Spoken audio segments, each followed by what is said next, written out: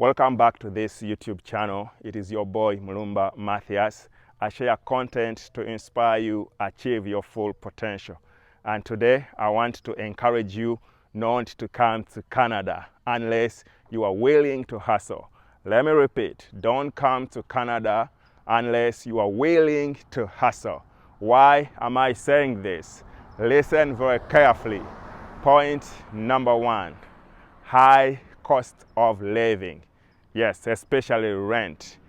When, oh Jesus, when we talk about rent in Toronto, in Ontario where I live, my God, rent is up there in the sky. If we are looking at a one-bedroom apartment, it's gonna cost you $2,200. And then you have to add on the utilities. So it is very, very expensive. And if you are earning a minimum wage, that means you must have shared accommodation. So if you are earning a minimum wage, you must have shared accommodation. Otherwise, you cannot. Point number two, long wait hours when you go to see the doctors. Yes, long wait hours when you go see the doctors.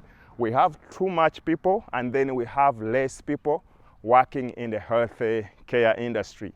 If you have emergency medical condition and is life-threatening, yes, they will work on you. They will work on you, I'm telling you the truth. But if you go to the emergency room and you just want to see a doctor, oh my God, you're gonna wait probably 8 hours. Because a lot of people nowadays, they don't even have family doctors. Before we used to have family doctors. Then the doctors retire, the nurses retire, and then you have to re-register and look for a new doctor. And then you have to be on a waiting list. Guys, another thing why you should not move right now, the cost of properties are very, very high. Some time back, I went to Niagara Falls, guys. And crazy as I am, I asked the people around Niagara region, how much is the medium house, like the average cost of the house? And they said you could buy a house under 700,000 Canadian. That is Niagara region in Canada. Guys, I crossed the border and I went to America. Niagara region, America. And when I asked the same question, the house was costing 100,000. You didn't hear what I've just said. Let me repeat. Same region, same location. When I crossed the border and I went to United States, the cost of the house was 100,000 US.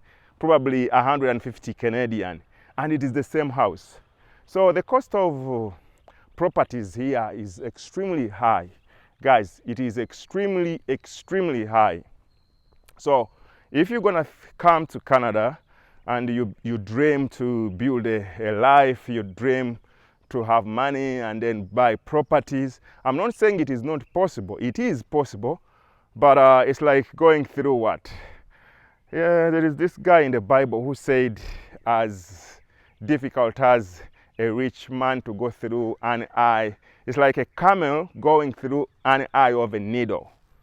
Yes, you heard me right. So point number 3 or number 4, I don't remember counting them. High taxes. Canada is one of those countries that give you a lot of taxes, especially the average income earners. Those who go with T4, those people who work to earn a living. You don't have a business, you are not self-employed. So they take a good bunch of your money because they have to fund the health care, and then they have to take care of the wealth, they call it what? You know, Canada is very kind of like the English, like the Britain version. So a lot of things, a lot of programs are controlled by the government, and we pay a lot of money in our taxes. So if you want to have all your money, if you want to take all your money home, please don't come unless you are willing to pay. I like the fact that, guys, there's a lot of water here. I have to you can see the water in the background. So I forgot what we are discussing. We are talking about high taxes. Yes, taxes is too much, guys. Taxes is too much in Canada. Yes, they have public transportation, and they have a lot of good social services. Don't get me wrong, and I appreciate that. But it comes on a very, very heavy cost on income earners. And guys, the insurances are very expensive. Driving a car is a necessity in Canada. Owning a car is a must, and it's extremely expensive. The insurances, oh my God, I think I'm getting too far. Yeah.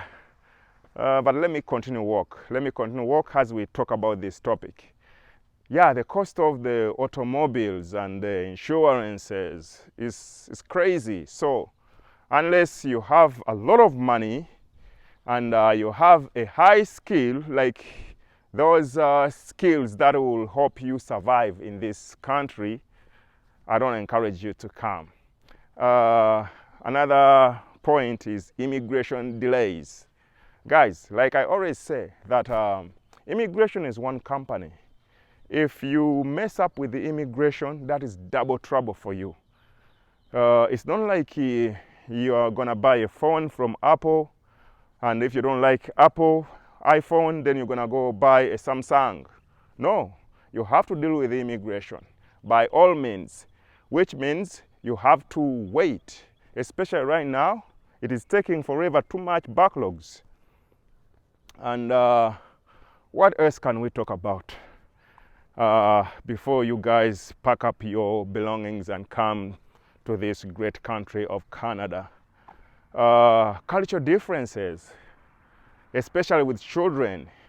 Don't bring your children until they are 14, because they need that background of your country. Unless you have a strong community here, and you and your wife are extremely strong, and you're gonna have to manage your children, because they can easily learn a lot of things. Kids here learn about sex education at a very tender age, and you will have to sign that declaration form that, yes, I give consent for my kids to get into sex education. Yes, I'm telling you the truth. So don't come unless you are willing to hustle, unless you are willing to adjust. You must have a mentality which is adjustable. You must be willing to hustle. You must be a go-getter. Hey, another thing, underemployment, guys. Underemployment. Before, in the past, you can lose a job now, and by night, you have another one. But right now, it can take you a year.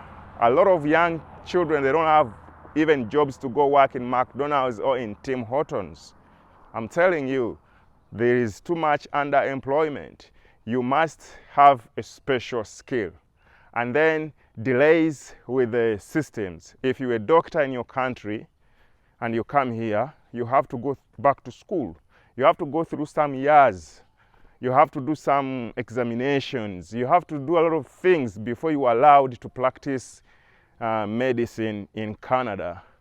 What else? What have we not talked about? Guys, you must be willing to hustle. You must be willing to work hard. The winter, oh Jesus Christ, I remembered the winter.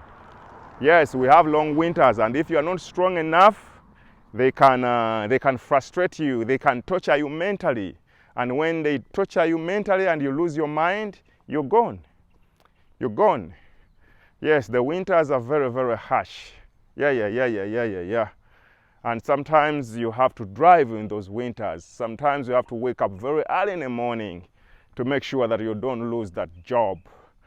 And yeah, I think that is it, guys. I don't want this video to go beyond 15 minutes. So those are the reasons why you should not move to Canada in 2025 or 2026. And if you think there is something I did not talk about, or there is something you want to add, do me a favor in the comment section. And then I'll pick it from there in the next video. And if you watched up to now, you are the best. Do me a favor, subscribe, help me grow on YouTube, and then I will see you in the next video. Hey, one more moment. Remember, persistence wears out resistance. So never give up. One day is gonna be one day when you get on top of that mountain. Right now, there's too much challenges in Canada. You can wait, work on your skills, guys. Work on your skills. Maybe when you can afford Canada, that's when you're gonna have to come. Thank you so much. See you in the next video.